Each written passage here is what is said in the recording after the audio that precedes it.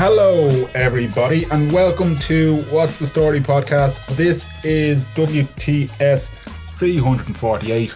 I'm Danny Murray. And I'm Graham Merrigan.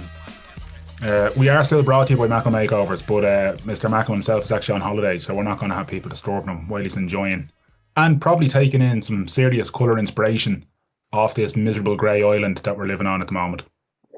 He's not quite on holiday just yet. He will be, Graham, but it's going to be a Scottish probably. Okay, yeah.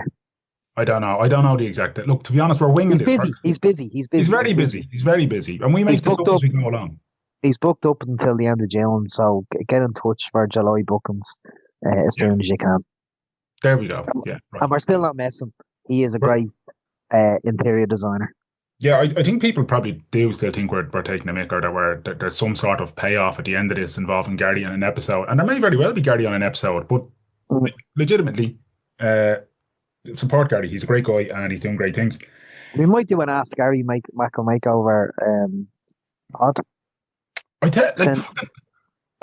I honestly, right, I remember a couple of years ago when we were painting, and this is so fucking mundane or whatever, right, but we were painting the back wall of our back garden, and I just mentioned it in the WhatsApp group, and Gary jumped in straight away and explained that you have to treat the garden like an extra room in your house. If you do it any old colour, it won't be appealing, you won't enjoy sitting in it, you'll hate the look of it, blah, blah, blah. And he was right. He was 100% right. We were looking at this, I'm going to say a mushroomy colour, and he suggested go pistachio, and he gave his reasons for it. Like, after I sent a photo of the garden, we'd only got it landscape, blah, blah, blah. And he was 100% right. It's got we have to power wash it every so often because just, it's outside. But it's gorgeous. I love sitting out there now. And now we know that he's working on a project for a friend of the show, Mr. Paul Howard. He's doing the project down in his house. So when he's finished all that, get the inquiries in, because he is a very, very good, as I said, interior designer. Like you said about your back garden, he can do anything. Yeah, absolutely. Anyway, just you and I this week, Graham, and wait, you and I, you and me. What's you and me? You and I. No, see, I always get that mixed up sometimes, right? Because people always correct it to you and I, but sometimes you and me is correct. Anyway, it's not important, right? It's just us. Just us. It's summertime. The heat is nice. It's kind of dropped in temperature for a while. It's concert season. Have you any concerts lined up? I don't know. It's fucking pissing rain out. What are you talking about? Is it? The sun is out here. It is absolute. It's like November outside, and it has been for the last 3 days. It's brutal. You're a niche though. Oh yeah, and the Midlands is a horrible place to be when it comes to weather patterns. Well, to be fair, the last 2 days the weather temperature has dropped than what it was before, and yesterday I was bringing the dog for a walk, and it was raining, then it stopped, and it was raining, then it stopped, and it was a pain in the arse. Yeah. But prior to that, the weather has been good. Concert season has begun. Are you going to any? Am I going to any? I think the only one I've got left this summer now is Bon Jovi, actually. We went to Richard Ashcroft a couple of weeks ago. Brilliant gig. Where is Bon Jovi on? The end of August. Where is it on? Oh, sorry, that GAA kip in the north of Dublin. Oh, no way. Yeah. When we went to see U2 there, and it took us ages to get out. Yeah. I generally speaking, I've a massive dislike just because I think the GAA is a cult that rivals Scientology. I'm not for changing on that.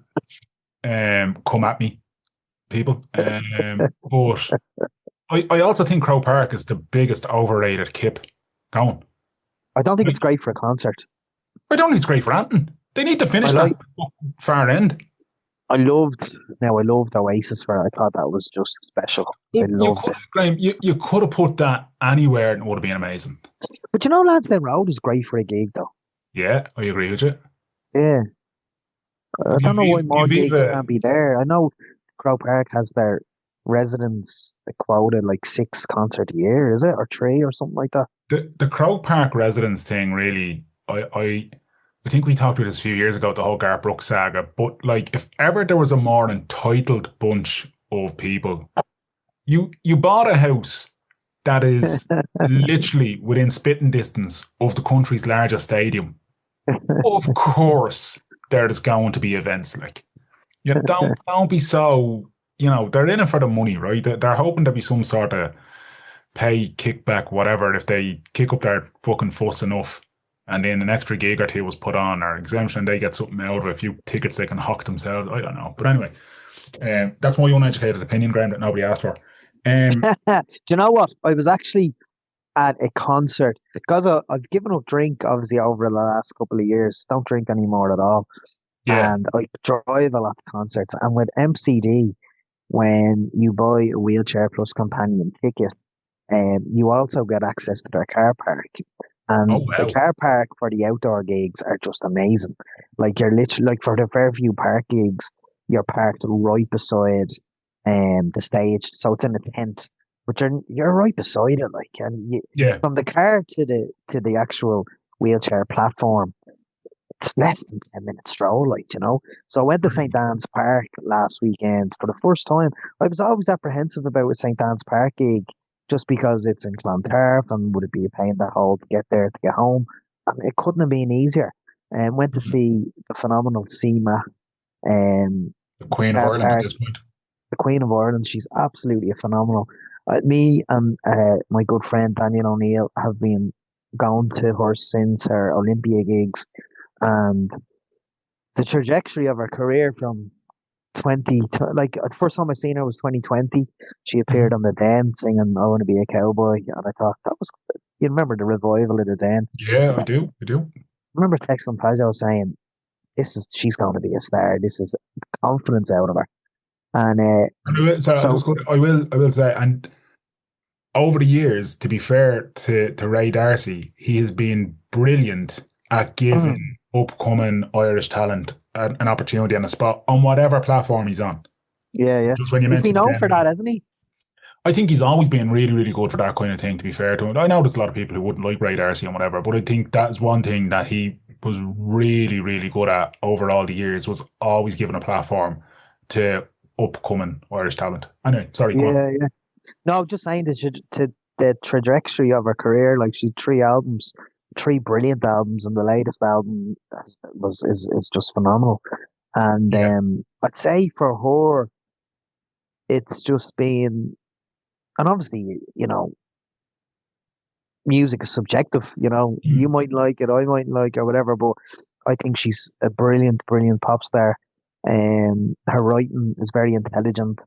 Mm. But she went from like, as she said at the gig the other night, she played Whelan's in 2020 to seven people, Yeah. and she sold out St. Dan's Park, which I believe is between 22 or 25,000 people. It Yeah. was just mental, like.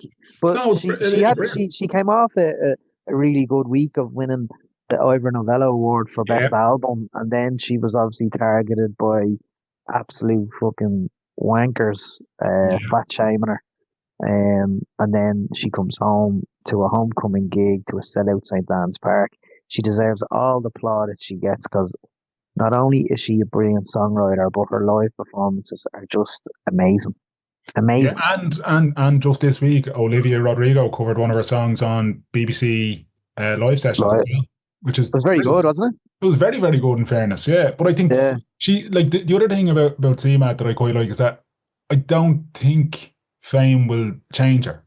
She doesn't strike me as the type of person who will let any kind of fame go to her head, like, you No, know? she's very down to earth and she's very supportive of minorities and she doesn't Of the like woke, Graham, of the of the woke. woke, yeah, yeah. Yeah. The woke her what's the take a sexy picture of me, her song that went viral Mm. was the woke Macarena dance, I think they call it. But she's very against people that try to make life hard for other people. Yeah. And I think that's a noble cause that she uses her platform to call out bigotry and, you know, Palestine and stuff like that. So she's brilliant, Yeah. absolutely brilliant. And her concerts are for everybody. I mean, there was 7, 8 year olds and 70, 80 year olds at the gig the other night, and it was just a great, great buzz. And the rain Sounds set away, and it was sounds nice like a and Neil warm. Diamond concert. Yeah, it probably is. Yeah, yeah. And like that happened before Christy Moore as well. Yeah, I went yeah. to Christy Moore concert when a little girl, he was mesmerized that a little girl was sitting at the front row. She was 7 or 8 years of age, and she asked for a. She shouted out a request, and he played it, and then he gave her the set list, and then also he shouted out "Happy Birthday" to someone who had just turned 80. You're kind of going, Yeah. But that's what the like fuck? Like this is mental. I absolutely love that kind of stuff. And like I'm not trying to do my usual and turn every conversation into a conversation about Bruce Springsteen, but that's another thing that like that Absolutely, when you're talking about concerts that kind of they have that appeal to all shapes, sizes, age, and diversity and whatnot. Like I remember one of the first Springsteen concerts I went to. He just took a child off their father's. I assume it was their father anyway. Child off their father's shoulders, brought them up on stage, gave them a drink, had a little chat with them, let him sing a song with him, gave him a guitar and sent him on his way. And I thought, this is amazing. And then, like, yeah, you see him do this kind of stuff, or as he's going out and he's doing his crowd stuff, he'll give a harmonica to or a like guitar plex, but those little things. And actually, when we had Richie Malone on a couple of weeks ago, like he talked about it as well before in terms of like that, like whatever people saying, don't meet your heroes or whatever. But when you have that little moment where even if it is just something simple as a guitar pick, that's a yeah, yeah, memory for life. That's a absolutely. core memory. So I think any artist, CMAT, Christy, Bruce, any of them at all that do that and just that absolutely nothing, they probably won't remember it the following morning. But Mm, the person who receives or gets the shout out or whatever, I they'll be remember that for talking, life. they'll be talking about that forever. It's brilliant. Yeah, yeah, yeah. It is brilliant. Absolutely brilliant. And there's nothing like a good live gig, is there? Of music and Yeah, yeah. I'm gonna sound just grumpy, but I wish more artists and more venues would just close the bar during the performance. It's the one thing I'm all for. Like, enjoy your night, like have a couple of beers, enjoy your night. But like do you mean that for outdoor gigs as well, or just indoor? indoor more so because I think like Yeah. as like at a fully seated gig, particularly like it's just one of those things where I'm like, this doesn't need to be a sponsored walk to the fucking bar. But like, by all means, like have your couple of drinks, enjoy your night. I'm not, you know what I mean. But I just Do you think think you've got like that as you've got older? Because Christie has closed the bar for about 20 years now, and brilliant, nobody has died. Do you know what I mean? and they won't have it open Yeah. before, have it open at the interval, open it at the end. Like Mm. if if somebody says I'm not going to a gig because you can't get a drink for the hour and a half the performer is on stage, I don't think you really want to be there. To be honest with you, Mm. like you can Mm. easily have get your couple of drinks beforehand, bring them in with you, enjoy the show, have a great night. Don't be Yeah. wrecking everyone's head around you because you're up and down every 5 minutes to go out and get more drink or go to the jacks. You're not like that. Just does my head in. That does. I think if we ever get And do you Roy know what? Keane, Me and my dear friend Robert, we go to a lot of concerts in the Point, and the wheelchair section is class. It's up at the kind of yeah, halfway yeah, point. yeah, But we've often, when we're waiting for the gig and we're people watching or whatever, we often observe people that are sitting in the middle of a row that are constantly getting up to get a point or a it's couple head of wrecking. points. And we're watching it going, how annoying must that be? Like, now It's maybe because we're getting older or whatever, we're kind of getting a bit more yeah, well, like, cantankerous, but it's maybe it is, but then we're like watching it and we're kind of going, oh, that would be a nightmare. Like those people just keep getting up every 5 minutes. yeah, but it's as the more that goes on, and obviously the more the more liberated they become from their sobriety. Yeah. Um, it gets messier every time they're going in and out. Like so Richard Ashcroft there a couple of weeks ago, right? I think I texted you at the time saying it. There were two groups who knew each other, but they were sitting in different, and they decided just to Uh, combine. So there was I can't remember how many, but there was say six of them trying to squeeze themselves onto three seats. If I was sitting beside them and I had to put up with that and in and out drinking, they were spilling beer on the people in front of them, on the people behind them. And when the security approached and say like, lads, can you take your actual seats and calm down? They were screaming abuse at them. yeah. I was just like, what? Like, why? Like, you're not enjoying your night then. To me, I don't look. know.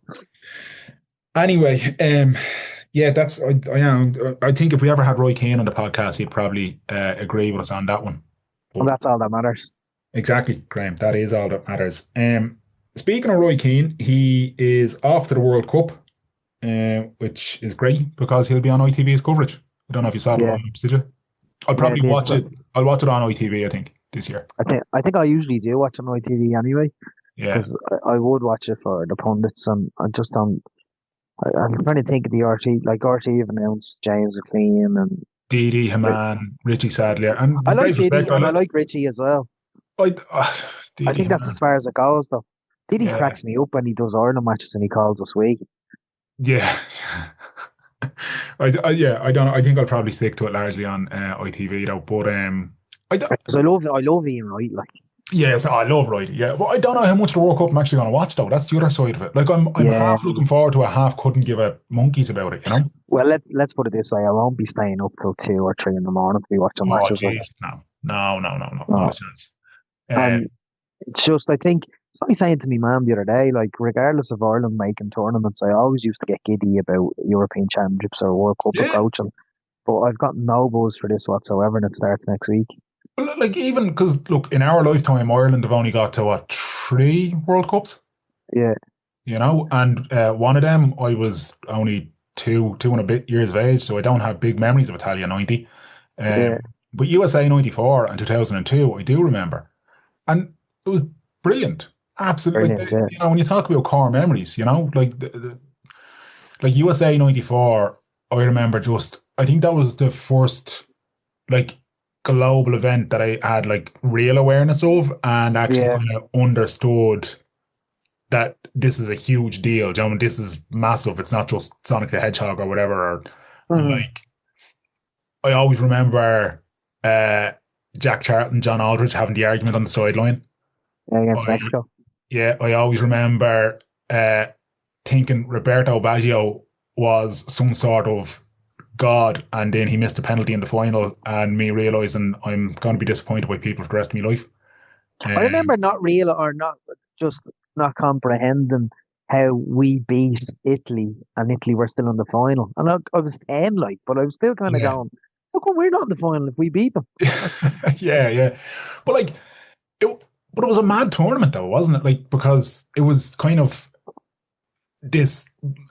I want to say experiment. I don't know if it was an experiment, but really and truthfully, it was like them trying to get the game bigger in America, right? That's why Of it went course, it was an there. experiment, yeah. Like, but the stadiums and all, and obviously I don't know this from when I was fucking 6 and 7 years of age. This is stuff I obviously look back as I looked at tournaments, whatever. But looking at the stadiums and the venues that they had, like they're not. And I'm saying football as in our football, not their NFL crap, but they're not football stadium. Like they're not designed for it. They're not. See, you had this record heat wave happening in these massive concrete boxes with no air conditioning or anything like that. Yeah. And then that goes into the Jack Charlton argument around letting them have water breaks. FIFA ultimately had to bend the knee on that one because, well, you know, and you've got people saying they're going to die on the pitch if you don't do this kind of thing. Like Yeah, yeah. just a bizarre, weird kind of tournament. But yet it turned out to be actually one of the better World Cups in our lifetime, I think. Yeah, and you know what it is as well, like with the type of the lasting memories that World Cups and Olympics and stuff should have should be a positive legacy. Yeah, And you know, as you said, I think it's fair to say that it was an experiment to try and start the revamped MLS at the time. yeah, Um, and I'm not sure whether that succeeded. However, when you think of the reasoning for sometimes host cities getting these events, and now it's in America, Canada, and Mexico, I think part of the not giving a shit about it is because it's in America. It's because it's, the message coming from the Trump regime is quite hostile. It's like, okay, you yeah, can come here and you can. I heard JD Vance the other day saying, you come here, you watch the World Cup, and you gotta go home. Then you gotta leave. It's like, yeah. But you know, I think things have become infinitely more political since 30 years yes, ago, right? So, like, even look, I think it would have been Sepp Blatter in '94. Well, I don't know who the president of FIFA was. I'm assuming it was Sepp Blatter. mm, Um, it was because actually I remember seeing a clip and it was Robin Williams doing the World Cup draw with Sepp Blatter and he kept calling him Mr. Blatter as opposed and he kept making a joke and you could see that Sepp going out. like he was kind of trying to laugh, but he hated every second of it. And Robin Williams picked up on that and just fucking ran with it. Love it. Love it. Um, but like said, like corruption, all that kind of stuff, right? He was a different type of operator to Gianni Infantino.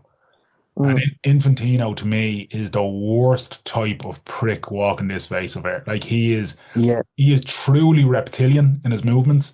You don't know who or what he actually believes in. no, And other than, you know, greed, money, and power. that's all it And is. Yeah.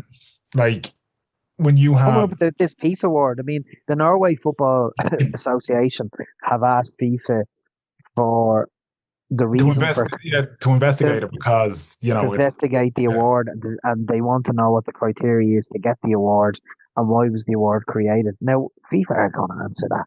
Of course You not, know, because Infantino has the entire organization by the short and curlies because the yeah, power he has based around it's almost like the John Delaney model, right? It's almost that thing of like go for the smaller ones that need you most, get them on your side so you have their voting power, mm, and mm. eventually then you have too much weight behind you to stop. Like, um, the the FIFA Peace Award, if ever there was just such a sycophantic fucking bootlickery nonsense, it was Yeah. that. The second Trump didn't get the Nobel Peace Prize, and of course he shouldn't have got the Nobel Peace Prize. What has he done for peace? Literally fucking nothing, right? Made up wars in his head that he solved.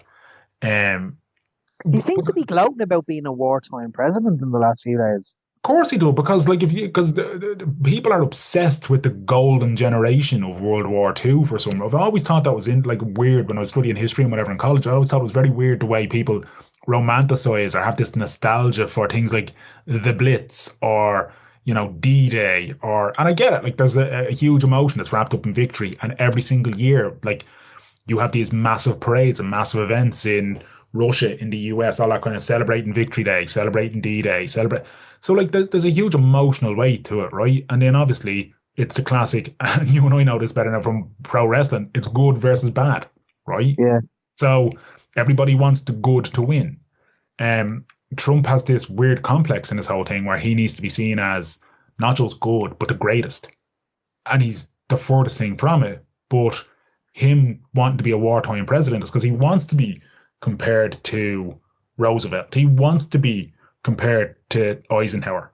Like Eisenhower was this great military man who done well. I'm saying brilliant things here, and I get there's a lot of people who have a military complex sort of side thing aside, but you know, everyone called him Ike. There was this kind of like niceness to it all. There was this kind of like he had a thing of the everyman, but a great military man.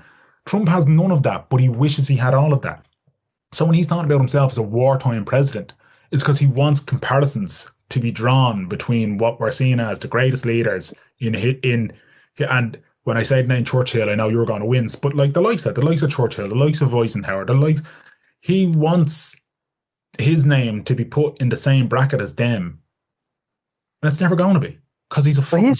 history's not going to be good to him at all. Like, Of course it's not. Of do you course, know like, what I mean? but look, well, we're saying that in the presumption that, like I said, good versus evil, good will ultimately win out here. So the truth about Trump and MAGA and all those people who are propping up this fucking nonsense charade that we're all having to live through, the truth will ultimately come out about that, and you will see it in like longevity. The mask will be truly ripped off Scooby Doo style. But Yeah, at the moment he's got the lowest approval ratings in history. yeah, His first term, there was a lot of civil servants telling him, "No, you can't do that, you can't do that." That then he'd subsequently sack. This time round, he has all his yes men, but this time round, over a year in, the corruption is off the charts. I mean, yeah, his son-in-law and Ivana are trying to buy an island Blanca, off yeah, Albania that they think that they discovered. yeah, They think that they were on their mate's yacht in the Mediterranean and they were going for a swim, and then they were barefoot on the island, and then they went hill walking, and he wants to put something like 10,000 hotel rooms on this island. yeah. Like, But these are just like, how is this allowed to happen? that How way. are Surely the world is just there's people that are going to say, ah no, like their point, like we're like there's so much distraction politics going on that these people are getting richer and richer and richer, and the poorer are getting poorer, poorer and poorer. Like like But the now American that's a the tale as old as American. time, though, man. Oh, That is absolutely. like the The rich American stay healthy and the economy. sick stay poor. That is enshrined in fucking just societies and civilizations. Like the, when you're saying about like like surely somebody's gonna stand up and say enough or whatever, right? It would Mm, have happened by now. And there's a little bit of kind of you're seeing them get a little bit of pushback, right? So in over in America, for example, like right, the courts are kind of small, very small ways they're able to push back, right? So the Trump Kennedy Center situation where a judge has said, you're not getting your name on that. And the also, name is removed, doesn't it? yeah, and also you're not getting to close the place down for 2 years, right? All that kind of stuff. Then you've got the Republican Party in what I think is probably the only real time that they've shown any kind of real pushback against them with this 1776 fund that was going to basically pay compensation to the January 6th rioters and Unbelievable. morons who attacked the party of law and order, this thing of, supporting the blue and black of America. And these fuckers attacked them all, and yet they're going to get paid compensation for apparently a weaponized Department of Justice and all this nonsense. And the Republican Party have actually pushed back against that. And it seems like it's dead in the water.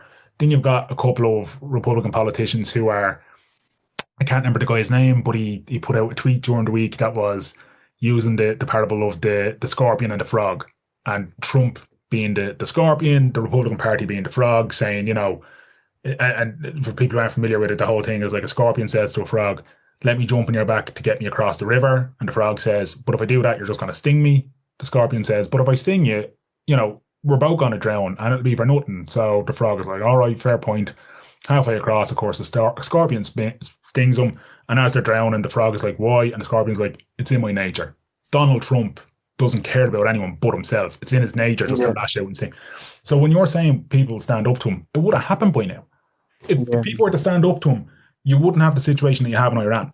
You wouldn't have this nonsense ceasefire situation. You wouldn't have Bibi Netanyahu being able to do whatever he wants unchecked because people, the checks and balances of global power and Western civilization don't stand up anymore. Like it's being Mm. shown to be a bit of a toothless tiger. And the greatest beneficiaries of that are the likes of Vladimir Putin. But like, look at the Donald Trump, the Can border they stand peace. up to him in the midterms? That's the best shot if the midterms actually happen. If the midterms go ahead in a way that they are like not either suppressed or interfered with or whatever. But I mean, look at all the gerrymandering shit that's been going on. Look at the way Yeah, Trump has talked about it. And he has openly said to people, so if there's a war, we don't have to have an election. Like that's the way his brain is thinking because he yeah. knows. And privately in rooms, people are saying to him, we're going to take a licking here. The war in Iran and gas prices are probably the only two things that are going to make people who have voted MAGA say no to MAGA. But like, look at that board of peace thing that he established, where you had to pay $1 billion just to get onto the fucking thing, right? And that Yeah. was set up apparently to look after the ceasefire in Palestine and to help with It's collapsed already, transition. hasn't it? They've done nothing. They've taken Yeah, money in from people, right? yeah. Like people have It's just actually all paid a into it. fraud. It's It's a all a grift. grift. All All a agree, grift. And there you have Gianni Infantino. To bring us back to the World Cup, you have Gianni Infantino then giving this guy a fucking peace award, and a couple of days later, he fucking goes into Venezuela, talks about taking Greenland, and then he's fucking starting a war in the Middle East. Yeah. But he gets a peace award, and Gianni Infantino's out there talking about what a great guy he is and how brilliant it is the World Cup is coming to. He's not doing that with the leader of Mexico. He's not doing that with Mark Carney of Canada. He's What do you think the cozying. attendances will be like at the World Cup? I honestly Do don't you, know. do you think we'll see a lot of because people are being priced out of it? So will we see a lot of empty seats maybe in the earlier rounds? You probably will, yeah. And then as you get to the latter stages, when all the corporate seats get filled, I don't think it's an everyman tournament anymore. I don't think it's like Oh, Mandani in New York has set up a thing where there's a certain number of tickets for games that are being held in New York that would be $50, but there's a lottery for that and everything else, right? I think it's 1,000 a match at $50. Like be realistic though, right? That's in 60,000, 50,000 seater, That's how much massive. they should be. They should, exactly. But like, I don't know. That's why when we're talking about this tournament, I'm kind of like, obviously, because like I'm a football fan, I want to, but equally, I don't think when it was in Qatar, like, that part of me that wanted to be self-righteous and wanted to, with strong feelings about it. With this one, I just don't know what to feel about it. I don't have any kind of. The strongest interest I have in it is in work we've done a sweepstakes and I've paid a fiver in and I got fucking Chechia, right? Um, but I just don't know. I think it's very hard. Like we said, it's more politicized now than it's ever been. So it's very hard to feel any way about it without bringing politics into sport, which is always a dangerous fucking white place to be. Like, Yeah, and the interest I have in it, I suppose, would be the Shamrock Rovers captain Pico Lopez will be playing for Cape Verde, and and I hope he also gets knocked out very quickly up the balls. also St. Patrick's Athletic keeper Joseph Anang I saw was that. picked in the Ghana squad as well. So there's two Yeah, League of Ireland players representing at the World Cup.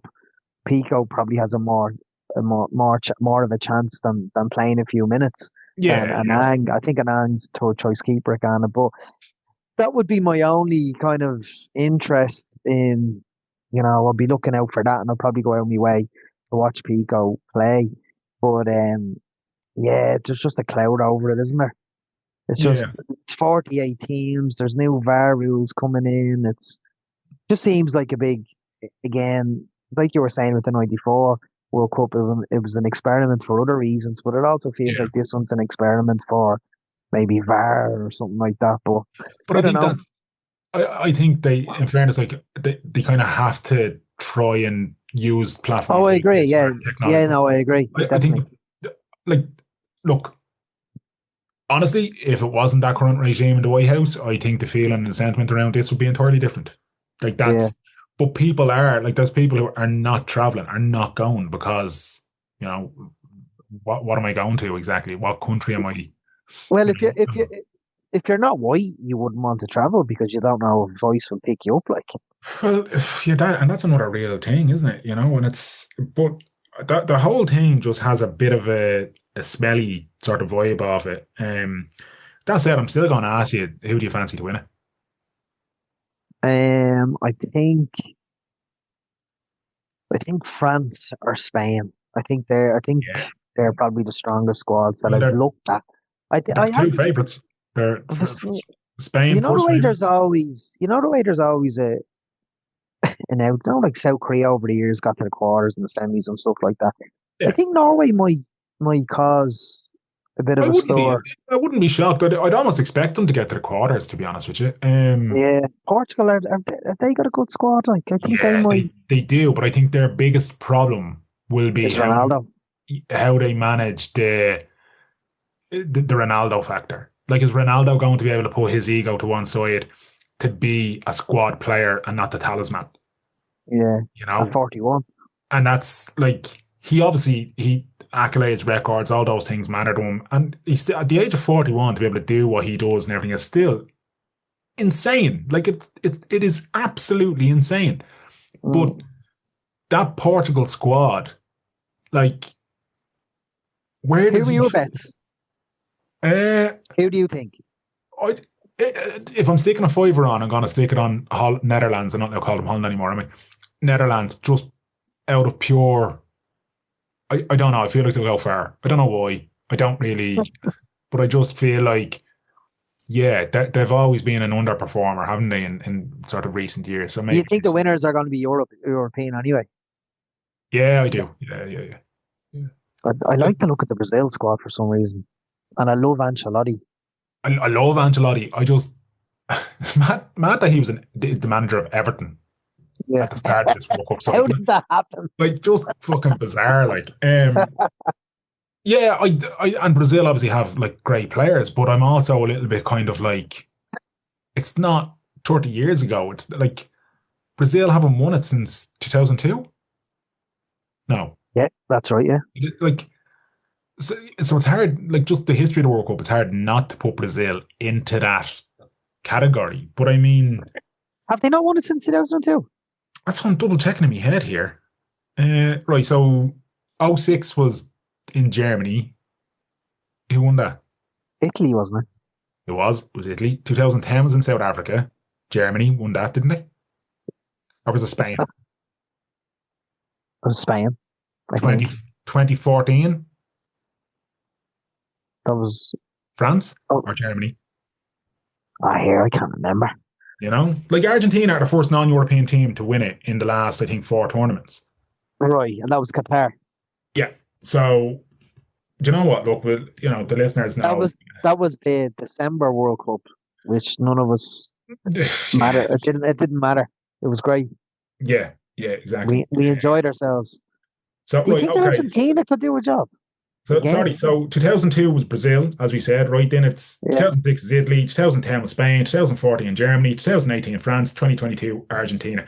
Brazil haven't even been in the top three since 2002.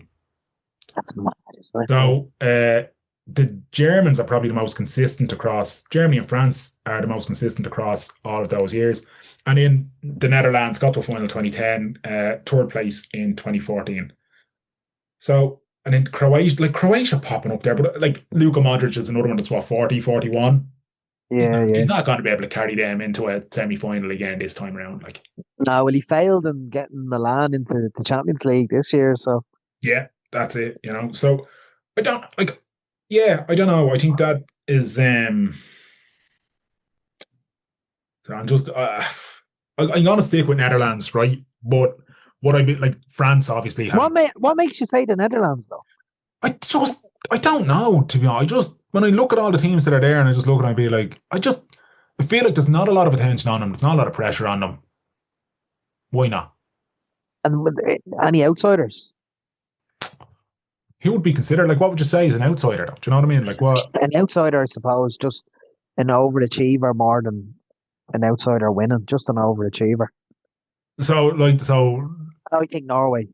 yeah, but you see, like that, like Norway have a good team. I don't know if you can consider it. Like, I suppose, right, they wouldn't be in the top five for the favorite, would they? Like, do you know what I mean? So, No, they're who not. would They're not really known as a superpower in football. Like, And that's very fair. Yeah, that is very fair.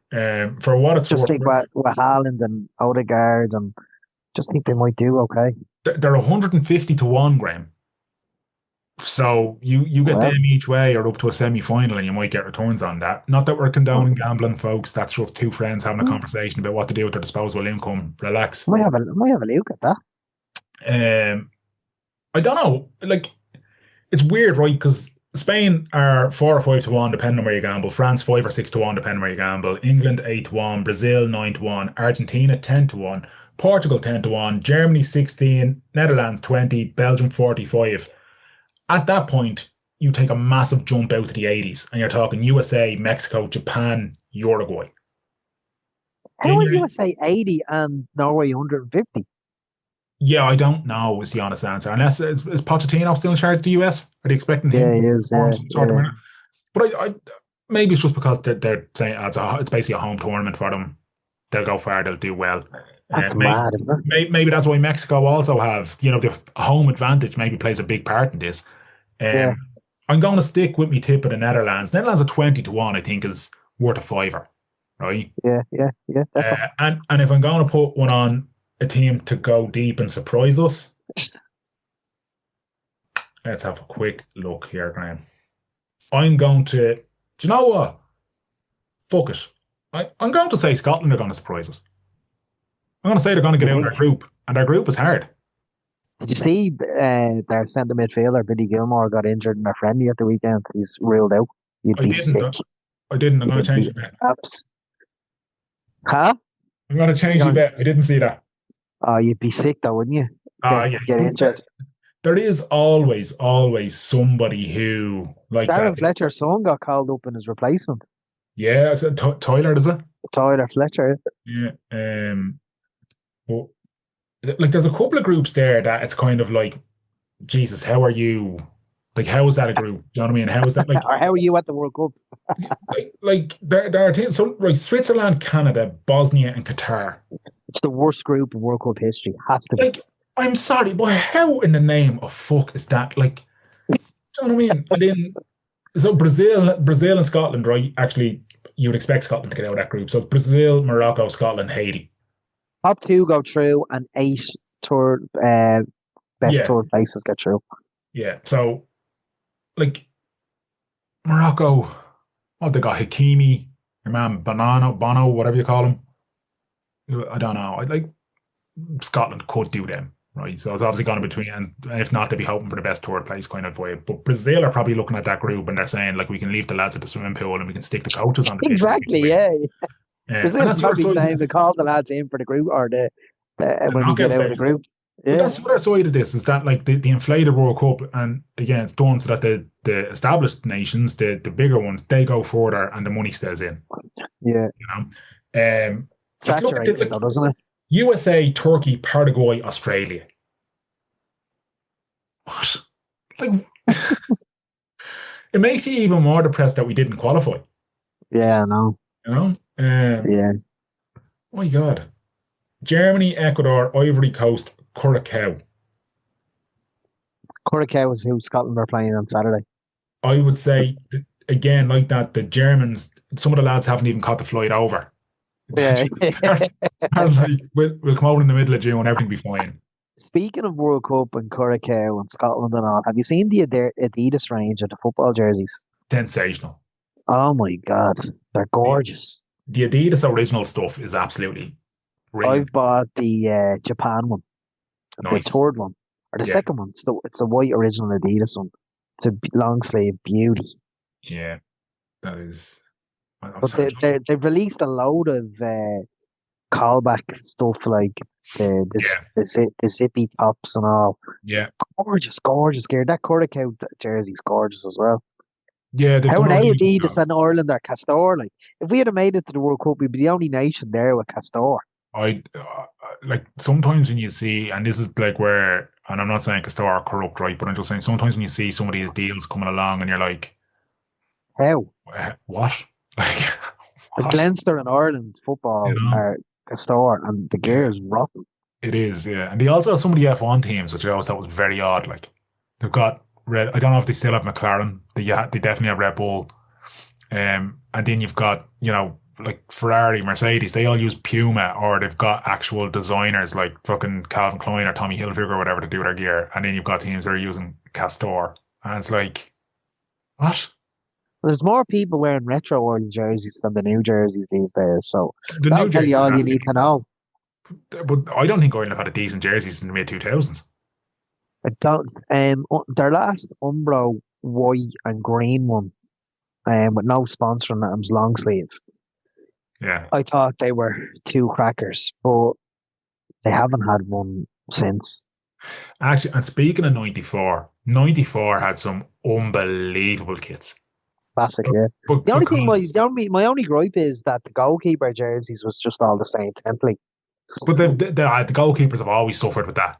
Do you know, like Yeah, yeah, even today, you kind of see it like it's just a different color, but it's the same. yeah. It's the You same template. but like some of them, do you know, like Paliuka's jersey, I always remember, and I always Yeah, remember yeah. was it? Ah, Taffarel. Jesus, Taffarel, yeah.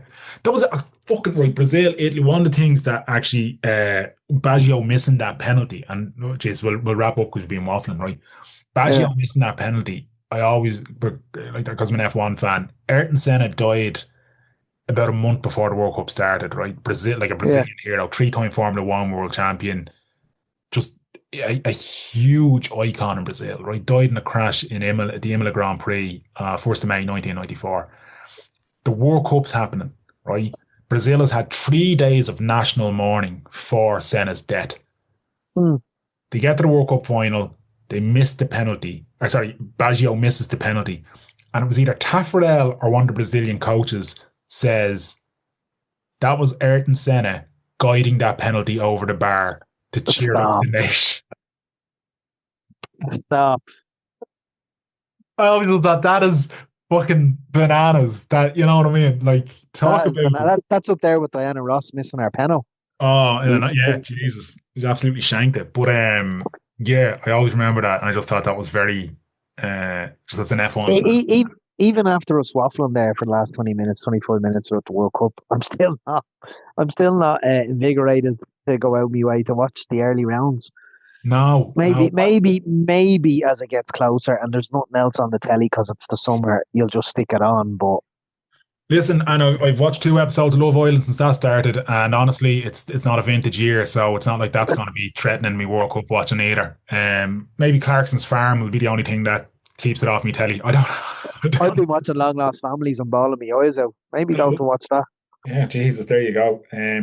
Yeah, look, I'm sure we'll end up watching it. I'm sure we'll end up talking about it again before it's over. Yeah, For the right or the wrong reasons, who knows, right? who knows exactly. But I'm sticking with me Netherlands bet. Who did you say you're going with? France, was it? France or Spain, and my outsider to go far deep in the tournament is Norway. Very good. Right. We'll come back to these predictions at a later date. I hope Japan as well. Hope, but that's more hope than thought. Thinking. Yeah, fair, fair. Anyway, that's it. Anyways, that's it from us. Yeah, that was a very long and rambly waffle. And CMAT, USA, and the World Cup. Good chats. not bad. Yeah, we've done worse, Graham. We've done worse. Yeah, we're If absolute and worse. if you want to listen to any of our previous or recent episodes, including the one with Bruce Wardrop recently, where we talked about the enhanced games and drugs in sport, actually, and drugs in sport, going back to the USA '94 reference, Maradona. Yeah, God love him. Lord rest him. That was his last appearance for Argentina because he pissed hotter than nuclear heat. Fucking heads to them. He was having a great tournament, and everyone was like, Maradona rolling back the clock. Yeah. The jerseys were gorgeous. The Argentina jerseys The were Argent, that gorgeous. navy one. I have the navy one, a long sleeve. I bought it. Massive. Yeah, stunning, man. Anyway, sorry, that was just a segue into go back and listen to the episode we done with Bruce Wardrop on the enhanced games, the steroid Olympics. But anyway, WTSpod.com or just put WTSpod in wherever you get your podcasts and we'll be there. We'll be back next week, maybe the week after, who knows. Maybe we'll have a guest, maybe just be me and Mero shouting into the wind. Tune in to find out. Until then, Mero. Clear eyes. Full hearts. Can't lose. Tuesday.